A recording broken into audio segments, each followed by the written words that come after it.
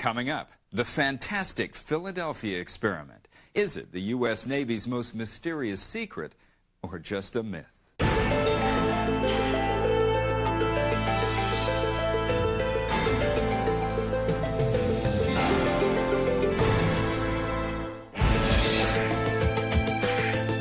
It was supposedly one of the greatest achievements in history, making an entire ship disappear.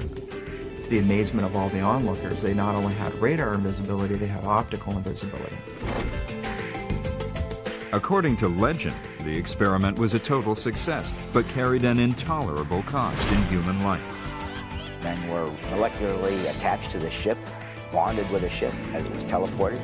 Men were driven insane, men caught fire, men went invisible. I mean, it was terrible, horrific things that happened to these crew members.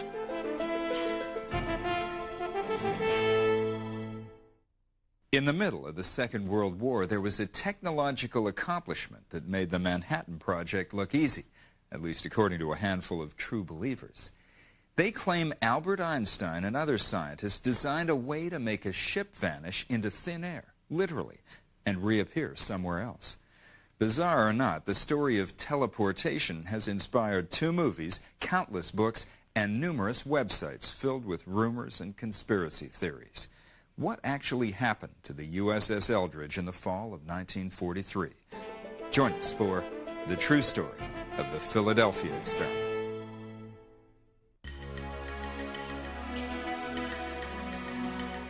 Rusted-out warships don't usually make the pages of Playboy. Yet sandwiched between nude layouts in the October 1996 Greek edition of Playboy, there are pictures of a ship called the Leon. The article is not the usual stuff of Playboy either. It describes how the Leon, originally an American World War II destroyer, is being scrapped after a half-century of service and nearly 4 decades with the Greek Navy.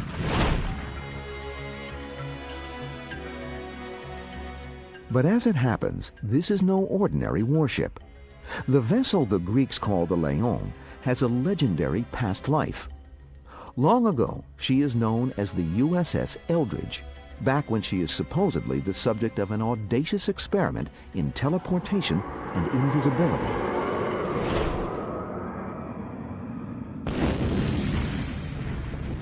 As the story goes, the experiment takes place in the early years of World War II as a countermeasure against German U-boats.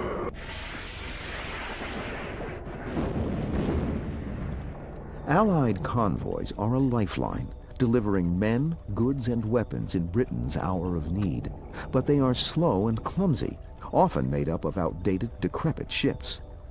The warships protecting them are a step behind enemy subs, as they have wider turning radiuses. A U-boat can easily outmaneuver a destroyer, slip into the convoy, and zero in on a defenseless target.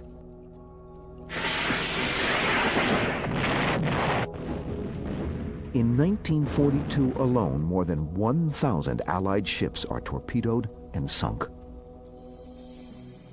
To combat the subs, the U.S. Navy develops a more maneuverable kind of warship called a destroyer escort.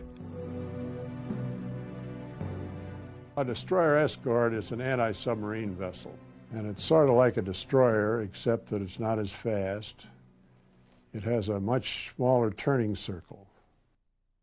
Better maneuverability might not be the only thing in the works. Believers in the Philadelphia experiment say there are plans to give the destroyer escort the supreme advantage over submarines: invisibility. The alleged brainchild of none other than Albert Einstein. Einstein, in fact, worked for the Navy at the time. Officially, he is working on ideas for conventional weapons, including torpedoes and underwater mines. But this is a cover for Einstein's real project, at least so say believers. Among them, a supposed eyewitness to the experiment named Carlos Allende.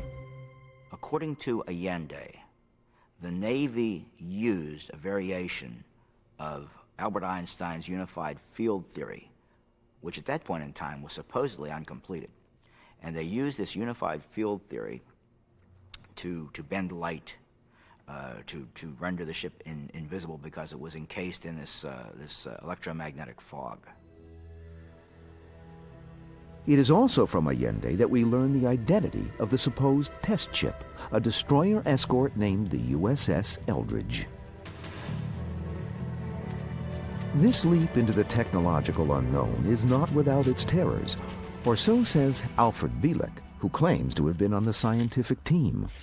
We were all very concerned, and I might add for 3 days prior, from about the 9th onward, many of us in that crew and working on that project had that strange feeling in the pit of our stomach that something was drastically wrong. Nevertheless, in July 1943 in Philadelphia Naval Yard, the experiment is said to go forward. Powerful electromagnetic fields are engaged around the Eldridge, a skeleton crew aboard. Scientists and officers watching at a safe distance. The only other reported eyewitness is Carlos Allende, a deckhand on a nearby Liberty ship. And what he claims he saw was a ship that was engulfed in a greenish, almost a St. Elmo's fire, a green fiery fog.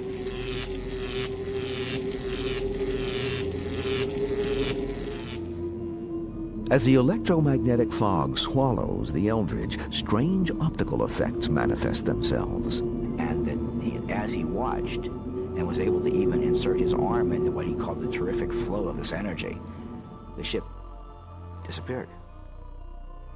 To the amazement of all the onlookers, they not only had radar invisibility, they had optical invisibility. The Eldridge reportedly achieves the supreme form of camouflage, invisibility. But then comes an even stranger effect, teleportation.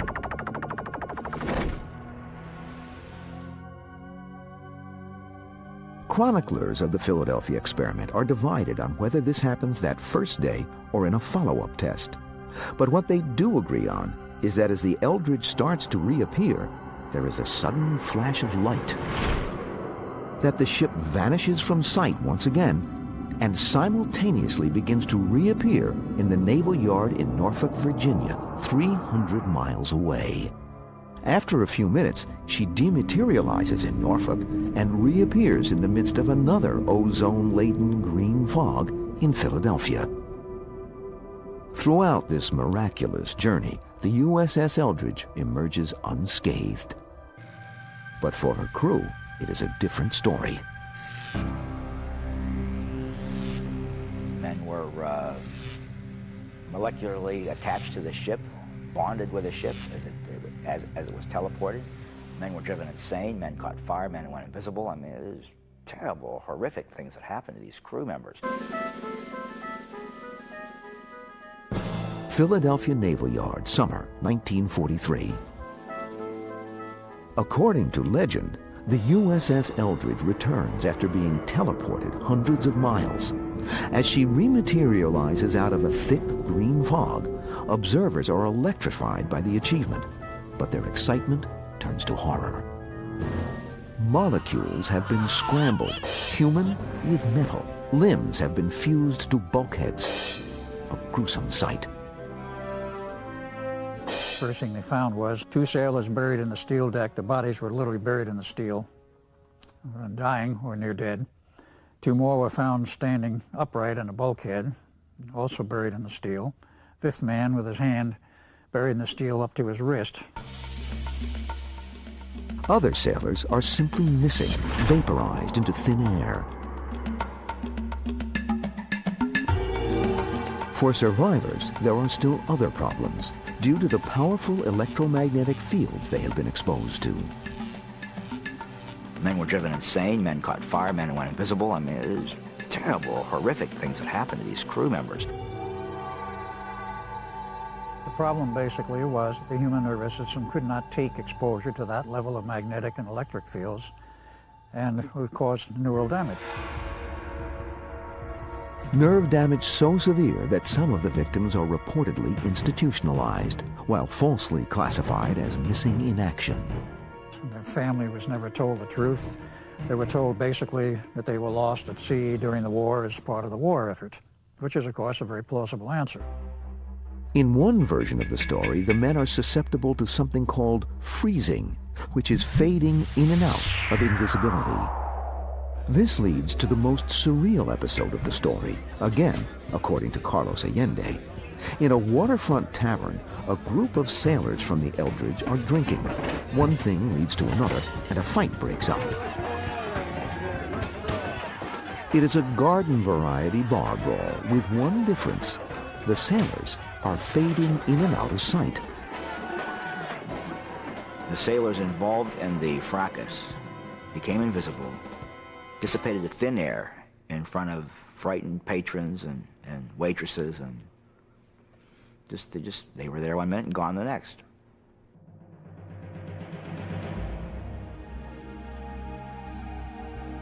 Faced with these bizarre after effects and the carnage aboard the Eldridge, the Navy, it is said, deep sixes the whole operation.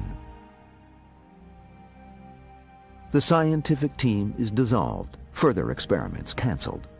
The Eldridge's logs are said to be altered to show that she was never in Philadelphia Naval Yard. Witnesses are forced to sign draconian oaths of secrecy. And so closes the Navy's World War II experiment in invisibility and teleportation. Project Rainbow, as it is called, is canceled. Classified, as some say, beyond top secret. But as legend has it, the Navy hasn't sunk the experiment quite deeply enough. A shadowy figure would slip through all their elaborate security precautions to tell the tale of the Philadelphia experiment.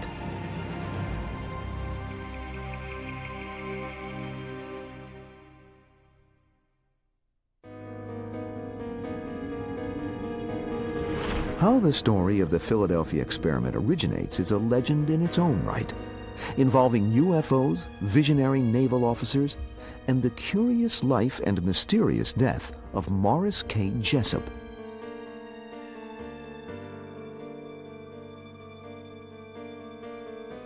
Jessup is a scientist and author, one of the early investigators into the paranormal. He was always curious about unexplained things, and he always thought that science should take a look at the exceptions and the erratics, I think he used to call them, the things that didn't fit the theories. In 1955, he publishes The Case for the UFO. The book is a brave attempt to legitimize a subject that has already been corrupted by pulp magazines and B-movies.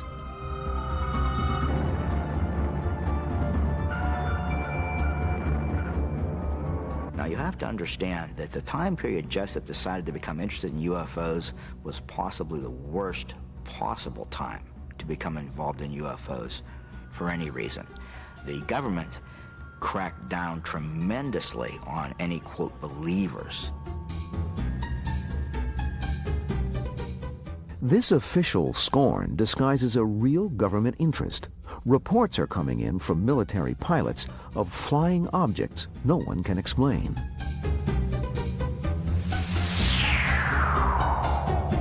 I had a man working for me, a lieutenant by the name of Bill Ditch.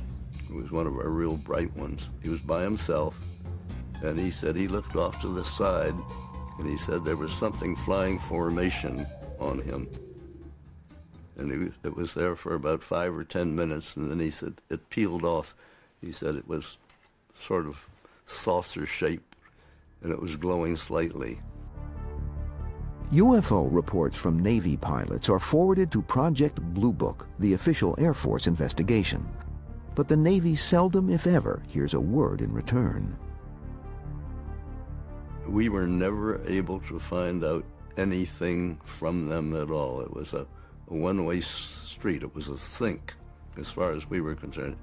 Stonewalled by the Air Force, some Navy officers begin their own unofficial UFO investigation. Among them, Lieutenant Commander George Hoover and Captain Sidney Sherby of the Office of Naval Research. One day in 1955, a mysterious item arrives at ONR headquarters that piques the officer's interest. It comes in a plain manila envelope with a cryptic greeting. There was no return address on it. The post office stamp was Seminole, Texas. And on the back side of it, in handwriting, was scrawled, "Happy Easter." Inside the envelope, a paperback copy of Morris K. Jessup's The Case for the UFO. Its margins are filled with comments in 3 different colors of ink, and apparently 3 different kinds of handwriting. The way these people talked, and if you read the comments that were scribbled into the book, they were talking about being someplace off the surface of the earth. Aliens, if you want to call them that. These 3 writers solved all the mysteries of the universe. I mean, they talked about modes and methods of travel used by UFOs. They talked about the behavior and ethos of the beings that man these outer spacecraft. The writers also claim knowledge of a top-secret project during World War II to make a warship disappear. U.S. Navy's Force Field Experiments 1943 Oktober, the book reads, produced invisibility of ship and crew, fearsome results so terrifying. Fortunately, halt further research. It is the first mention of what's come to be known as the Philadelphia experiment, the birth of a legend.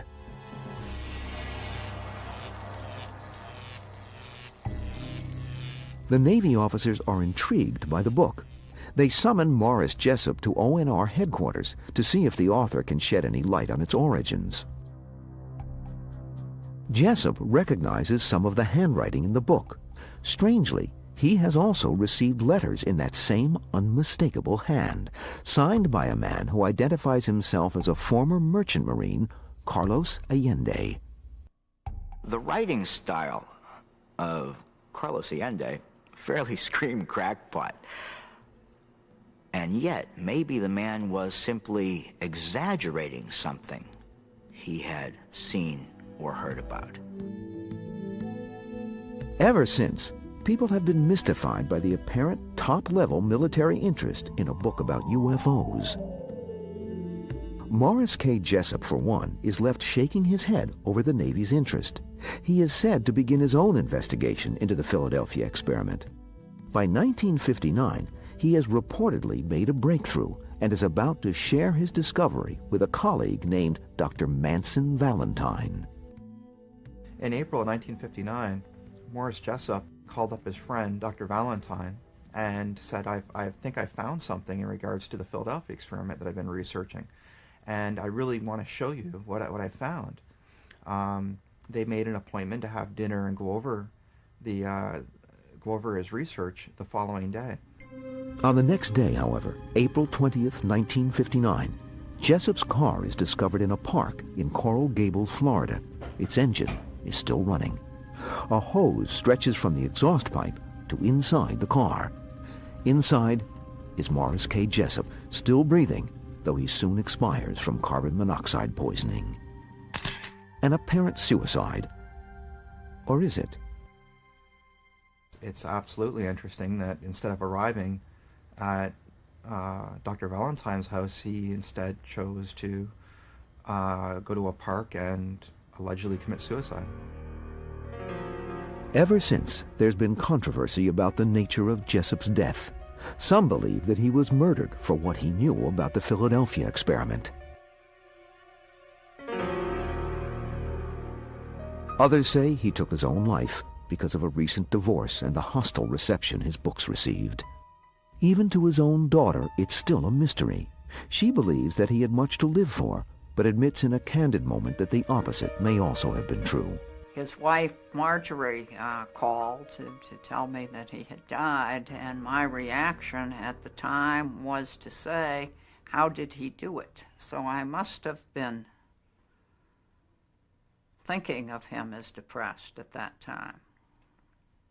It's funny, until you asked that, I hadn't thought of that for a long time. But she said he was dead, and I said, how did he do it? So. Whatever the case may be, Morris Jessup's death does add mystery as well as credibility to the Philadelphia experiment. It's a very sad story, but that act on his part helped to propel and authenticate rumors that there was something to this.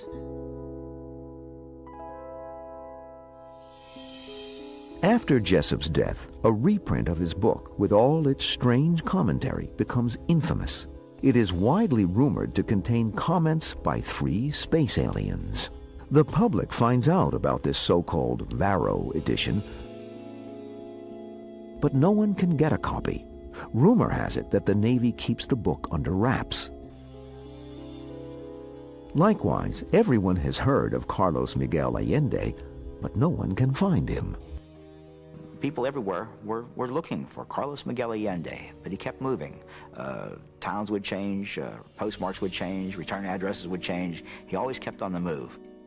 I thought there was a general consensus that he'd never be found, that he was too much of a mystery man, possibly in fear of his life because of what he had seen.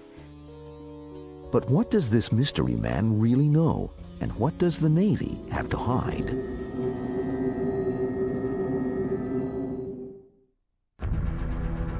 Extraterrestrials have taken up permanent residence in America, in pop culture, if not yet in person.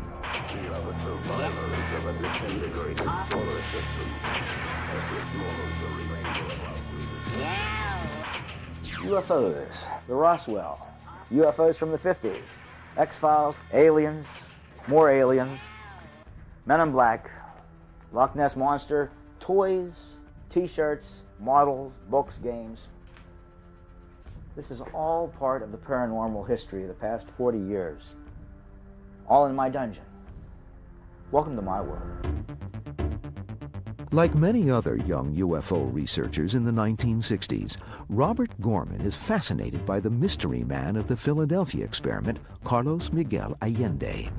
But unlike other would-be Allende hunters, Gorman lives in New Kensington, Pennsylvania, the same place from which Allende posts many of his letters. So I says, if anybody should be in a position to find Allende, I live in the same town, I don't have that much to travel, I should be able to give it quite a shot. And in the late 60s, I was giving it quite a shot. Gorman and others have little to go on. The only hard piece of information on Allende is his seaman's ID number, which he diligently includes on early letters. Men come forward who claim to be Carlos Miguel Allende, but they are imposters who cannot produce the seamanship papers. Throughout the 60s, his underground celebrity grows. It was believed that the Navy had top-secret interest in a book that was mailed to them anonymously by legendary beings.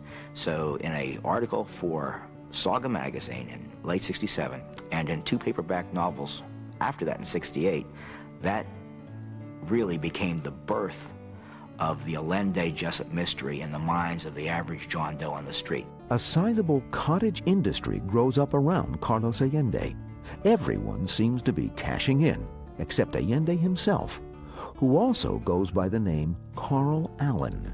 Carl Allen eventually got pretty upset and pretty bitter about the fact that everybody was making money off the Philadelphia experiment. All these book publishers were publishing and selling books.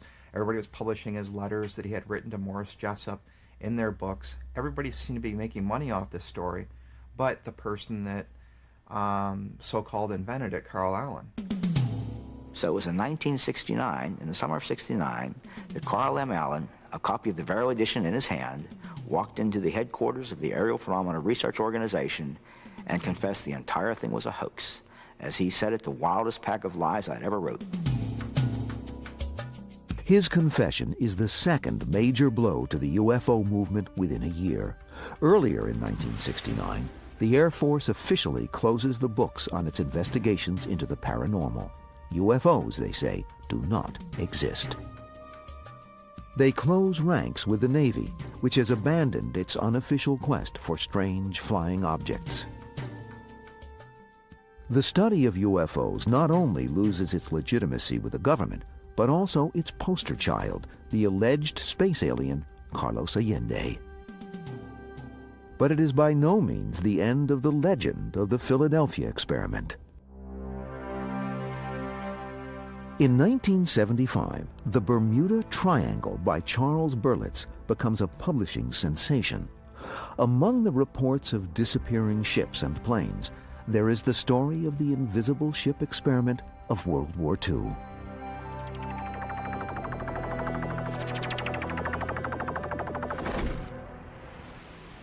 Four years later, Berlitz follows up the success of Triangle with Philadelphia experiment, Project Invisibility. He and co-author William Moore rehash the familiar accounts of Carlos Miguel Allende. Conveniently, Allende recants his earlier confession and is once again spreading the gospel of the invisibility experiment.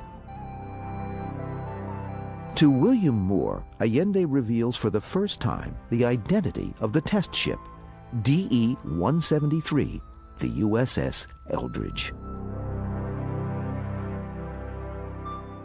The authors talk to members of the Eldridge's crew, but the interviews do nothing to corroborate the Philadelphia experiment. I was on it almost every day and went on every trip that it ever took, and it never went to Philadelphia. If there was any scuttlebutt, I would have heard it. And there was no scuttlebutt about top secret anythings on our ship. The authors instead theorize that the experiment took place with a special hand-picked crew before she was officially commissioned. This explanation, too, is disputed by crew members who say they were with the Eldridge from construction to combat. Some of our members of the crew were over in Newark, Port Newark, at the Federal Shipbuilding, and they were there while the ship was put together to learn all the insides and outsides, and they sailed on the Eldridge. While crew members ridicule the whole idea of the Philadelphia experiment, the public embraces it. The book is another success. It is during this rekindling of interest in the topic that the man behind it is finally unmasked. It happens by a remarkable coincidence. Robert Gorman and Carlos Allende share the same hometown, New Kensington, Pennsylvania. In 1979, Gorman is talking to a neighbor, a man named Allen, who suddenly reveals that he's the father of Carl Allen, alias Carlos Miguel Allende, and he has the documents to prove it. He says, "Carl sends us stuff all the time. Let me go get you some of his papers." He disappears and comes out in just a few moments with a rather sizable box, heavy box, two-handed box, and says, "Here, anything at all here you can use, help yourself." I look down. I'm very skeptical.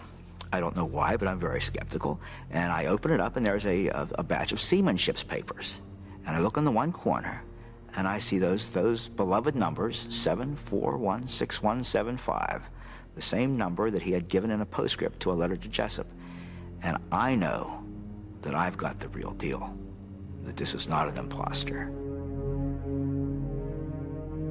This was an amazing moment. I knew that I had the real deal. Carlos Miguel Allende.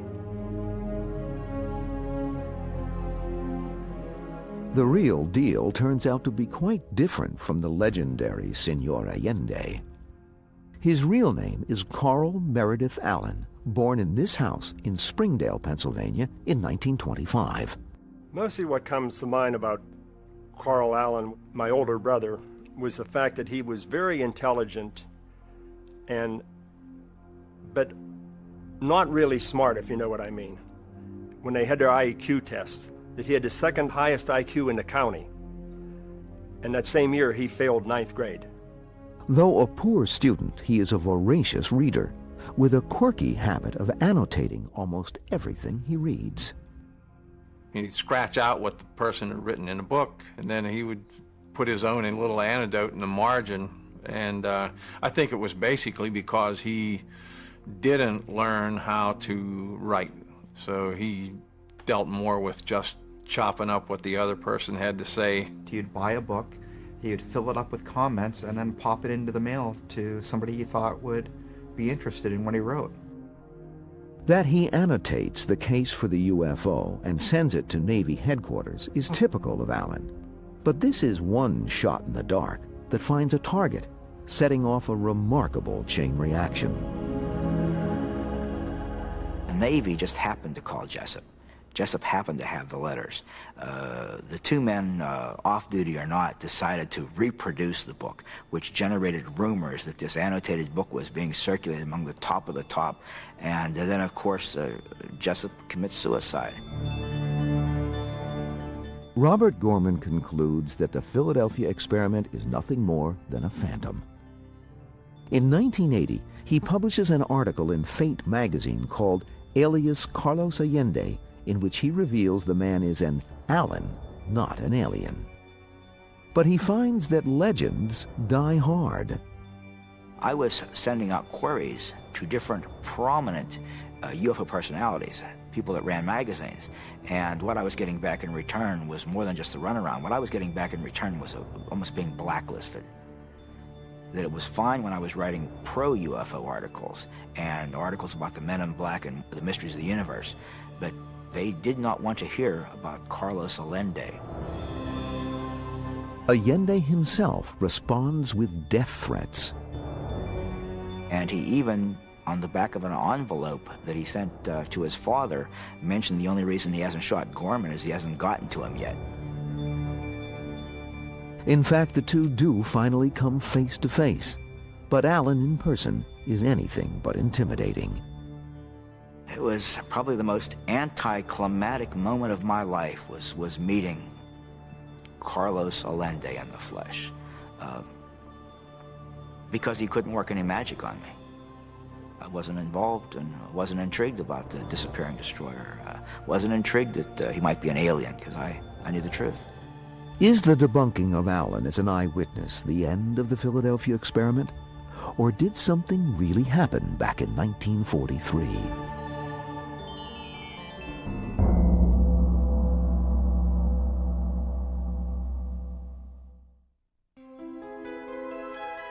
Summer 1996. 53 years after allegedly being involved in an invisibility experiment, the U.S.S. Eldridge disappears again. Since 1955, the warship has been serving in the Greek Navy under a new name, the Leon. But Greek officials don't know where she is. They are embarrassed to tell a writer from Playboy magazine that they have lost track of the 1,200-ton ship. The Eldridge, a.k.a. Leon, soon turns up in a salvage yard in Crete. Her most recent disappearance is due to a bureaucratic error, not a top-secret experiment. Her final appearance is in Playboy magazine, before she is taken apart with blowtorches and sold for scrap. But what truth is there to the rumors of a top-secret experiment during World War II? Way back when, did they have the technology to make something optically invisible? Did they find a way to teleport an object from one place to another instantaneously? During the early 40s, there are invisibility techniques of a sort in practice. They range from simple smokescreens to an ingenious plan to camouflage airplanes codenamed Yehudi. Project Yehudi.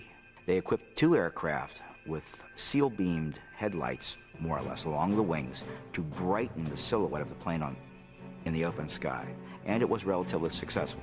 The Navy considers all options to hide their ships from prowling submarines, even the parlor trick of a magician named Joseph Dunninger.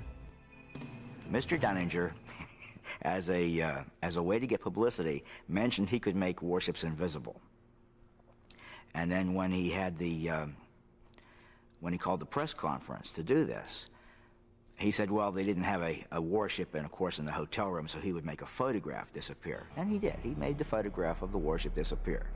Well, the military got wind of this and approached him, and he was forced to say that, no, he did not really have a way to make warships invisible. But he did mention there were a couple of techniques he had in the back of his mind that might make them a little harder to see. And whatever he told them was kept secret, and Dunninger took it to his grave. There is another Navy practice that feeds the rumor mill, a technique to hide ships from magnetic mines called degaussing.